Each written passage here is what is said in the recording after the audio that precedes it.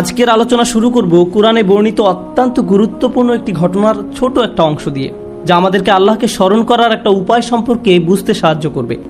যদি সময় থাকে, আমার ইচ্ছা আছে আল্লাহকে স্মরণ করার দুইটা উপায় আলোচনা করার, যে উপায়গুলো আমাদের সবার পরিচিত।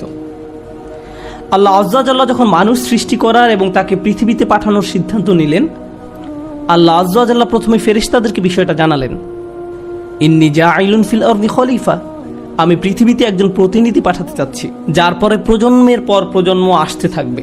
অর্থাৎ তারপর তার সন্তানরা আসবে, তারপর তার সন্তানরা আসবে, এভাবে চলতে থাকবে।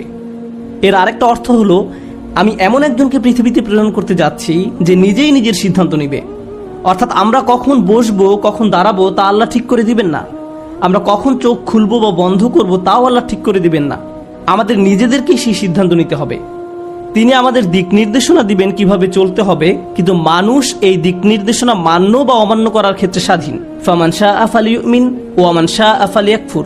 অতএব যার ইচ্ছা বিশ্বাস স্থাপন করুক এবং যার ইচ্ছা অমান্য করুক। এখন পর্যন্ত ফেরেশতারা জানেন যে আল্লাহ তাদের নিজেদেরকে স্বাধীন ইচ্ছা শক্তি দিয়ে সৃষ্টি করেননি। আল্লাহ আজ্জা ওয়া জাল্লা বলছেন, লা ইয়াসুনাল্লাহা মা আমারহুম ওয়া ইয়াফআলুনা মা ইউমারুন। তারা আল্লাহ তাআলা যা আদেশ করেন তা অমান্য করেন না। আল্লাহ যা তাদের করতে আদেশ করেন ফেরেশতারা তাই করে। এখন আল্লাহ ফেরেশতাদের বলছেন, আমি নতুন এমন একজনকে সৃষ্টি করতে যাচ্ছি এবং যাকে আমি পৃথিবীতে পাঠাবো তার স্বাধীন ইচ্ছা শক্তি থাকবে, আর তারা প্রজন্মের পর প্রজন্ম ধরে পৃথিবীতে বসবাস করবে। ফেরেশতারা খুবই অবাক হলো।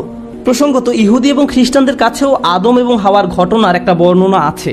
তাদের বাইবেলে এই ঘটনার একটা বর্ণনা পাওয়া যায়, কিন্তু ঘটনার এই অংশটা যা কোরআনে বর্ণিত আছে সেটা বাইবেলে পাওয়া যায় না। কোরআন ছাড়া আর কোথাও এটি পাওয়া যায় না। তো আল্লাহ আজ্জা ওয়া জাল্লা তাদের বলেন, আমি পৃথিবীতে মানুষ প্রেরণ করতে যাচ্ছি।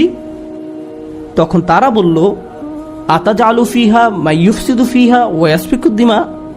আপনি কি সেখানে এমন কাউকে সৃষ্টি করবেন যে তাতে ফাসাদ করবে এবং রক্ত প্রবাহিত করবে? তারা সেখানে দুর্নীতি করবে, অপরাধ করবে, ফাসাদ তৈরি করবে। ফাসাদ মানে হলো সব ধরনের অপকর্ম, দুর্নীতি, চুরি বাটপারি, অনিষ্ঠ, বিশৃঙ্খলা। ওয়া ইয়াসফিকুদ দিমা, রক্তপাত করবে, তারা খুন খারাপি করবে। দাম অর্থ রক্ত আর দিমা অর্থ রক্তের নদী। তারা অনিষ্ট সাধনে এত বেশি